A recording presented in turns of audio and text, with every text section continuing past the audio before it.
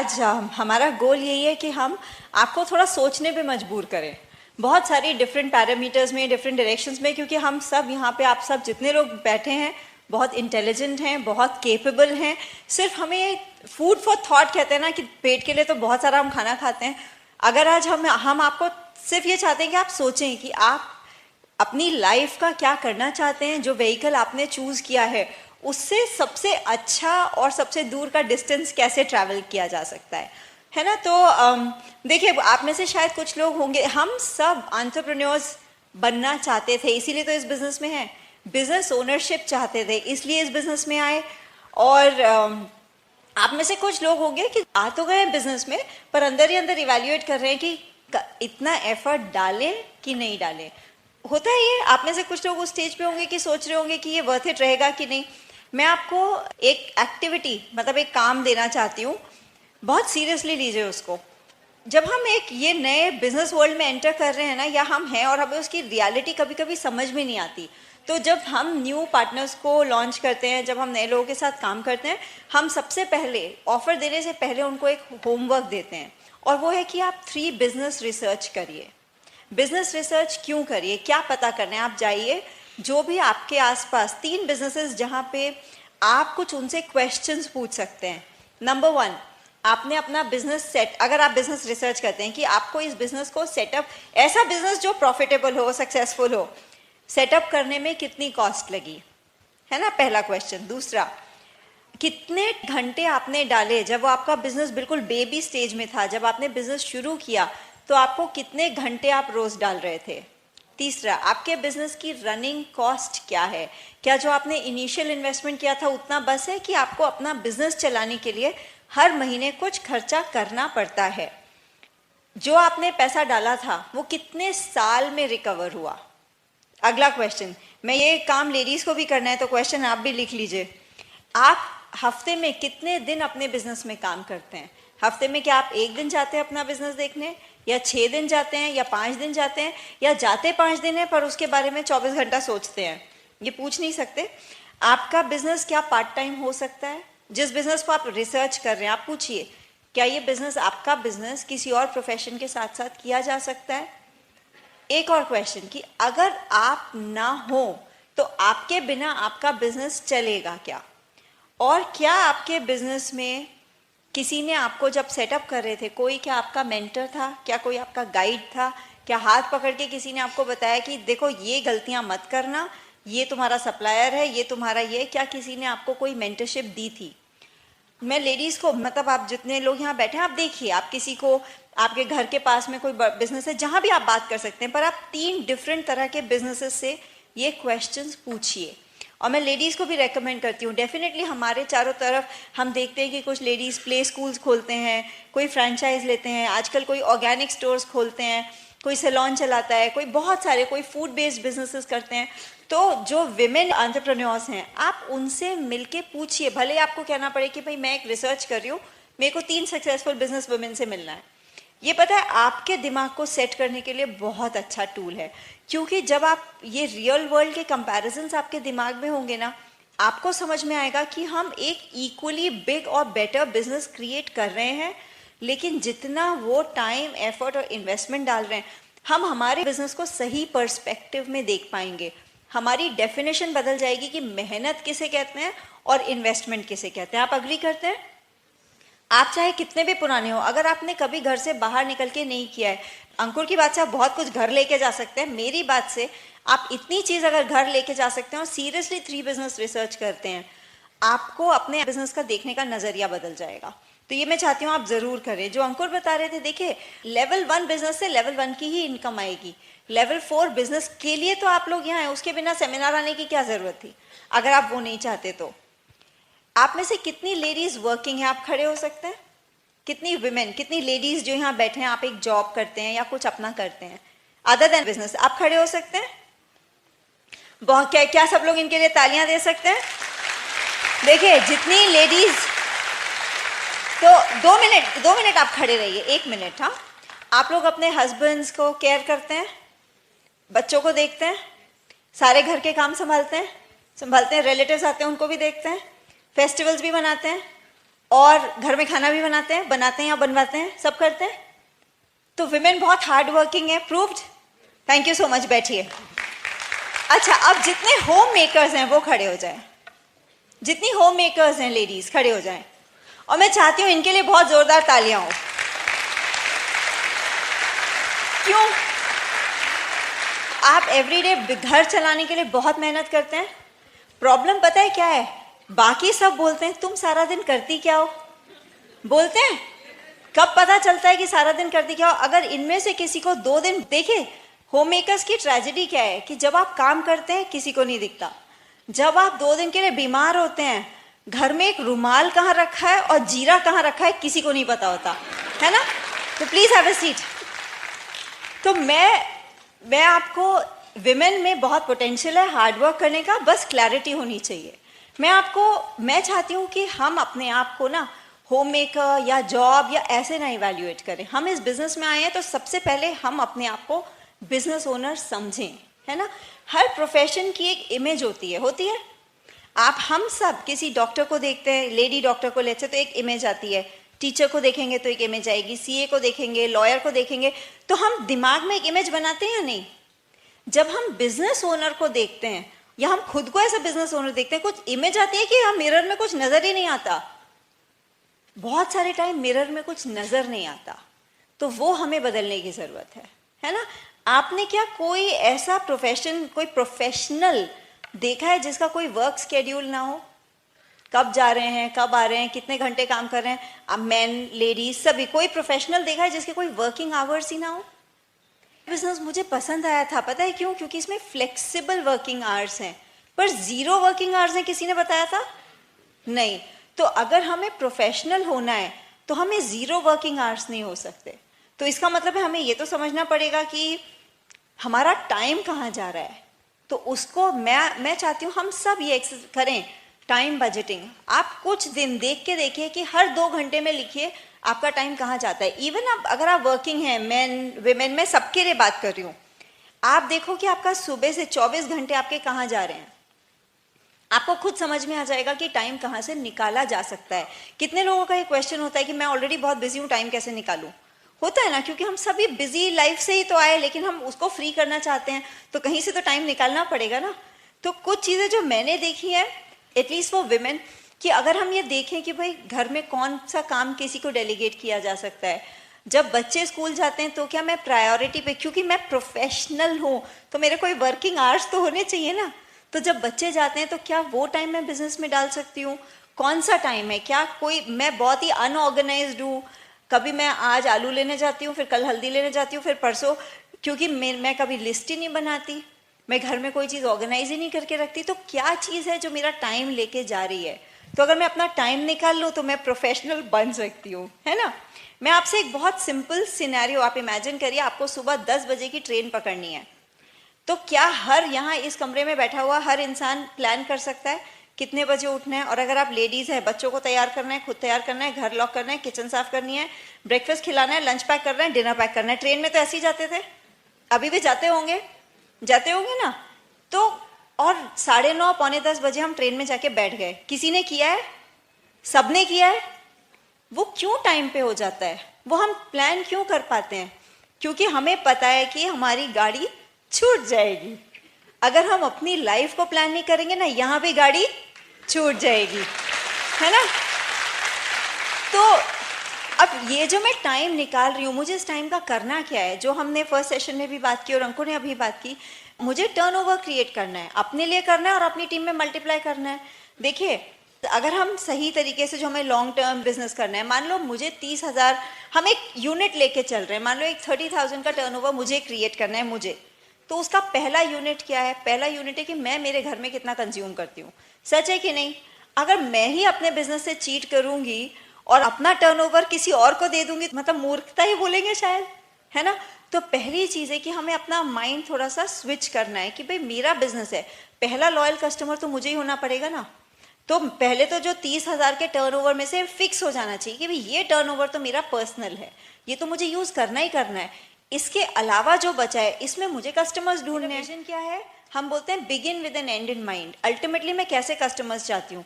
जो मेरे लिए लॉयल हों, है ना, जो मेरे लिए लॉयल हो, जिनको प्रोडक्ट्स पसंद हो। फोन पे ऑर्डर आए पर वो एक दिन में आएगा क्या? नहीं, उसके लिए बहुत सारा करेंगे तो कुछ लॉयल मिलेंगे। तो ऊपर की कोई लिमिट नहीं है कि आप कितने का करना चाहते हैं। आप जितनी मेहनत करेंगे बिजनेस उतना प्रॉफिटेबल रहेगा। लेकिन मुझे मेरे बिजनेस का अच्छा कस्टमर बनना है। दूसरा, मुझे मेरे फ्रेंड्स, फैमिली, रेफरेंसेस, उस सर्कल में लॉयल कस्टमर्स कि कहीं और ना जाएं, वो बनाने हैं। तीसरा, वो तो लिमिटेड है, तो मुझे नया स्किल सेट डेवलप करना है कि मैं और नए लोगों तक कैसे पहुंचूं।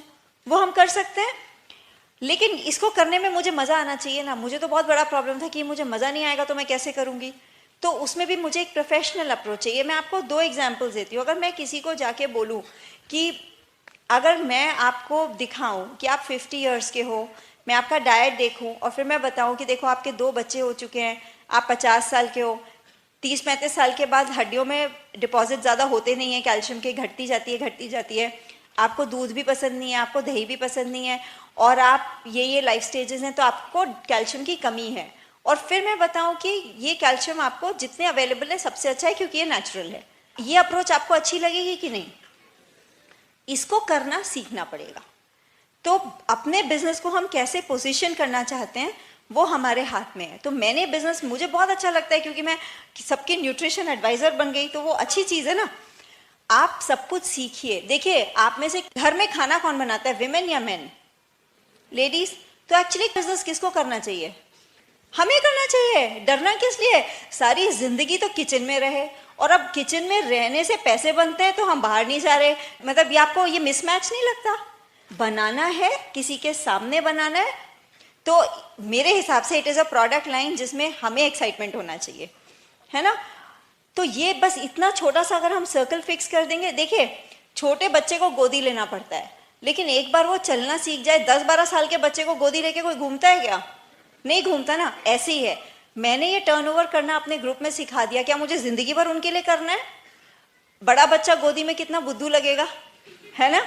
तो हमें अपना बिजनेस ऐसे पोजीशन करना है कि हम उन्हें सिखा सकें। और मैं वैसे और दूसरा एग्जाम्पल देखती हूँ, मैं बोलती हूँ छोटे बच्चे ही डायपर पहने हुए अच्छे लगते हैं, बड़े बच्चे डायपर पहने हुए अच्छे नहीं लगते। तो अपना बिजनेस खुद करना सीखो, है ना।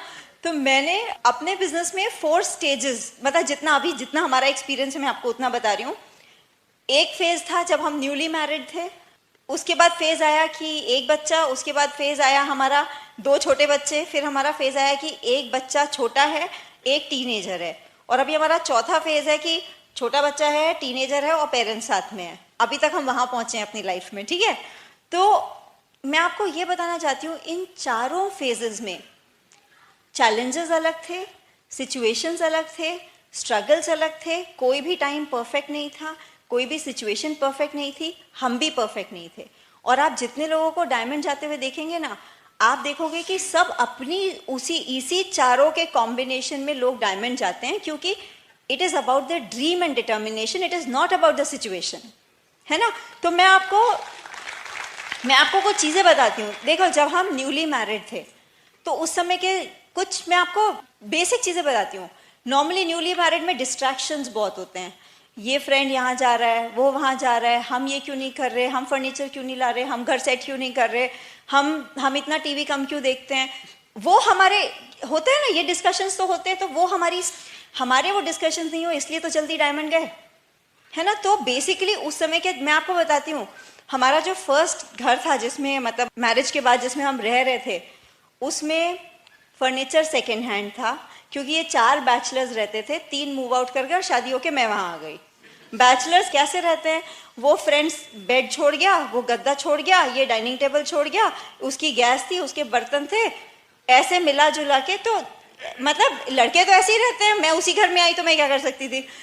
कर्टन्स भी जो मम्मी ने रिजेक्ट किए वो हमारे घर में लग गए, ठीक है। उसके बाद सोफा, अगर सोफा रखेंगे तो मीटिंग कहाँ करेंगे, फिर सोफा नहीं था। तो आप ये सोचो, आप वेल टू डू फैमिली से हो, आपके घर बड़े, मम्मी पापा के घर बड़े सुंदर हैं, और आप अपनी लाइफ ऐसे स्टार्ट कर रहे हो। तो प्रॉब्लम ये नहीं थी कि पैसा नहीं था, पैसे तो थे, वो भी अच्छे जॉब में थे, अच्छे फैमिली से थे, तो वो प्रायोरिटी नहीं थी, क्योंकि उसको हमने डिस्ट्रैक्शन बनने नहीं दिया। उसका नेट रिजल्ट क्या है? आज आप हमारा घर देखोगे ना, रिजॉर्ट जैसा दिखता है, cash down, no loans, nothing. In fact मेरे को जल्दी, मतलब मेरे को कहीं पे भी जल्दी से कोई होटल पसंद नहीं आता है, क्योंकि मेरे घर का बेडरूम होटल के किसी भी कमरे से बहुत अच्छा है। तो आपको मैं बता रही हूँ, लेकिन स्टार्टिंग तो वो नहीं थी ना। अगर न्यूली मैरिड टाइम पे मैं इनसे उसके लिए झगड़ती तो ये घर तो नहीं बन सकता था, है ना। हमारे एक डिस्ट्रैक्शन होता था कि फ्रेंड्स वो ये बैकपैक ट्रिप पे जा रहे हैं, यहाँ जा रहे हैं, वहाँ जा रहे हैं, तो कभी कभी मेरे दिमाग में क्वेश्चन आता था, हम अपने प्राइम ईयर्स बर्बाद तो नहीं कर रहे प्लान दिखा दिखा के, वो गली कूचों में जा जाके। तब ऐसा मुझे लगता था, कभी अंकुर को तो नहीं लगता था। लेकिन आपको डिफरेंस बताऊं, मैंने, वो लोग तो बैकपैक ट्रिप्स लेते थे, हम अभी स्पेन गए, स्पेन में हॉट एयर बलून में गए, और उसके बाद जिस होटल में रहे, वो कहते हैं ना हर शहर का एक बेस्ट एड्रेस होता है, सबसे पॉश एरिया कौन सा है, वैसे आप होटल में रहते हो। मैंने आज तक एक ही कैंपिंग वेकेशन की है, वो भी साउथ अफ्रीका में 5 स्टार टेंट में। तो मुझे लगता है अच्छा हुआ वो बैकपैक ट्रिप पे नहीं गई, ये सब तो होने वाला नहीं था, वरना आज भी बैकपैक करके ऐसे खुद ही टेंट लगा रहे होते, है ना। और मुझे ये भी समझ में आया कि मुझे लग्जूरियस वेकेशंस अच्छी लगती हैं। किसी को अच्छी लगती हैं? मेहनत वाली ट्रैकिंग वाली मुझे नहीं पसंद है। हाँ, वो बहुत अच्छा व्यू है, वहाँ हेलीकॉप्टर से पहुँचा दो, देख लेंगे, लेकिन चढ़ के नहीं जाना, है ना। तो मैं आपको बता रही हूँ ये सब हम कर रहे हैं। अभी नेक्स्ट ट्रिप हमारी लास वेगस है। मैं आपको, देखिए, जब हम न्यूली मैरिड थे ना, अगर हम इन चीज़ों पे लड़ते तो हम इस एज पे यहाँ नहीं खड़े होते। मैं आपको इसलिए बता रही हूँ, है ना। अभी स्टेज 2, जब बच्चे छोटे थे, मदर्स के लिए एक फिजिकल स्ट्रेन बहुत ज़्यादा होता है और इमोशनल खचर पचर तो बहुत ही ज़्यादा होती है। छोड़ूं नहीं छोड़ूं, ठीक कर रही हूँ, गलत कर रही हूँ, आज बुखार है, कल ये है, प्रॉब्लम तो होती है ना। अरेंजमेंट्स बहुत होते हैं, लॉजिस्टिक्स बहुत होते हैं, चिंता भी बहुत होती है, हमारी भी थी। उसके बाद जब बच्चे टीनेज में आते हैं तो अलग चिंता शुरू हो जाती है। जब मैं मीटिंग जाती हूँ, पढ़ता है कि कुछ और करता है, इंटरनेट तो नहीं देखता रहता, और मैं बाहर जा रही हूँ तो इसका रिजल्ट्स अच्छे आएंगे कि नहीं, चिंता होती है या नहीं होती। बच्चे करियर में, हम कुछ गलती तो नहीं कर रहे। लेकिन मैं आपको बताऊँ, बिजनेस बिल्ड करने के का मेरे लिए मेरा सबसे बड़ा रीज़न, जो मैंने आपको शुरू में भी बताया था, मुझे लगता है मेरा सबसे बड़ा अकॉम्प्लिशमेंट है कि मैं एक हैप्पी स्टे होम मॉम हूँ। हैप्पी बहुत ज़रूरी है, वरना स्टे होम तो मजबूरी में भी हो जाते हैं। और प्रोफेशनल सक्सेसफुल एंटरप्रेन्योर हूँ, तो मुझे वो प्राइड भी है और मुझे वो गिल्ट भी नहीं है कि मैं बच्चों को इग्नोर कर रही हूँ।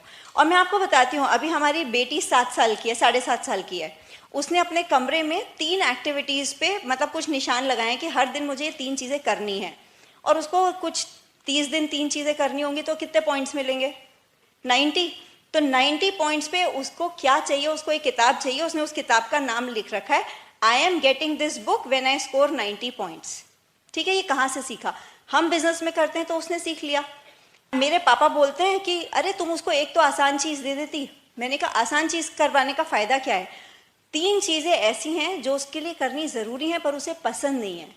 अब मैं आप लोगों से पूछती हूँ, क्या आप बिजनेस में वो चीज़ें करने के लिए अपने को स्कोर दे सकते हैं जो आपको पता है करनी ज़रूरी हैं पर करनी पसंद नहीं है? आप सोच के देखिए, लाइफ की सक्सेस उसी पे डिपेंड करती है कि जो चीज़ हमें पता है, बहुत मेहनत लगेगी, हमें पसंद भी नहीं है, पर इसको करे बिना काम नहीं चलेगा। तो वो एक 8-7 साल का बच्चा सीख रहा है because she is growing in this environment. तो मुझे और अच्छी मदर बनने के लिए क्या चाहिए? हमारे बेटे के जिन स्कूल में वो जाते हैं 8th स्टैंडर्ड से एग्ज़ाम शुरू होते हैं, तो इस बार उसकी फर्स्ट टाइम एग्ज़ाम है और थोड़ा सा वो भी नर्वस हुआ। उसने पूछा कि आप मेरे लिए टाइम टेबल बना दो। मैंने, और उसको बिज़नेस का बहुत फैसिनेशन है, मैंने उसको एक ही चीज़ बोली। मैंने बोला आपको मैं 2 तरह के लोग बताती हूँ जो हमारी टीम का पार्ट हैं। कुछ अंकल आंटी आते हैं, वो बिल्कुल ब्लैंक दिमाग से हमारे पास आते हैं, आके बोलते हैं बताइए हमें क्या करना है। दूसरे तरह के अंकल आंटी हैं जो पूरा ग्रुप ड्रॉ करके आते हैं, सब कुछ सोच के आते हैं, गेम प्लान बना के आते हैं और हमसे पूछते हैं हमने ये सोचा है, आपको क्या लगता है, आपके कुछ इनपुट्स हैं क्या, आपको क्या लगता है कौन से अंकल आंटी बड़ा बिजनेस करेंगे?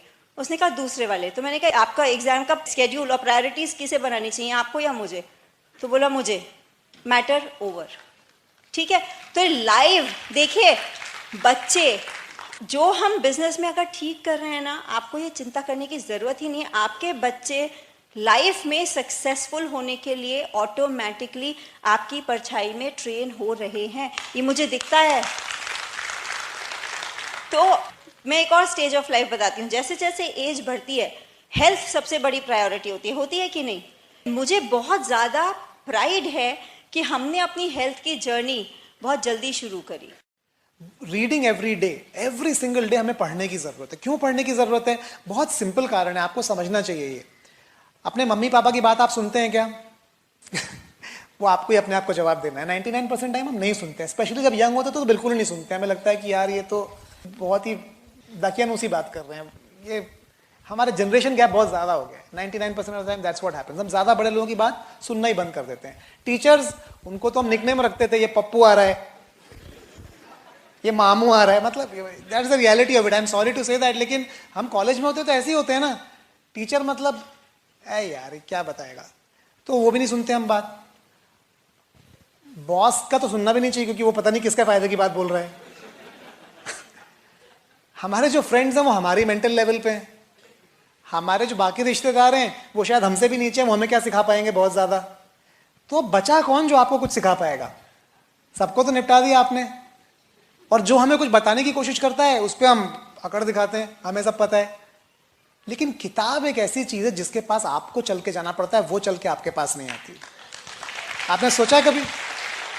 आप जब थक जाते हैं अपनी लाइफ में और गिव अप कर देते हैं, उस दिन आप किताब को खोलते हैं, बोलते हैं शायद इसमें सोल्यूशन होगा जिससे मैं अपनी लाइफ में आगे बढ़ पाऊं। तो पहले आप ओपन माइंड से बुक के पास जाते हैं, बुक आपके पास चल के कभी नहीं आती है।